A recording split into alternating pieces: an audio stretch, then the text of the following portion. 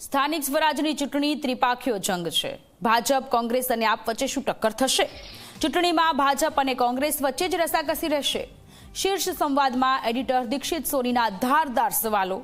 સૌથી ધારદાર સવાલો પર જગદીશ વિશ્વકર્મા બોલ્યા। સ્થાનિક સ્વરાજ્યની ચૂંટણીઓ ત્રિપાંખીયો જંગ હશે કે દ્વિપાંખીયો જંગ હશે? એટલે કે કોંગ્રેસ વર્સિસ બીજેપી કે કોંગ્રેસ વર્સિસ કોંગ્રેસ આમ આદમી પાર્ટી ભેગી અને સામે BJP? How do you analyse?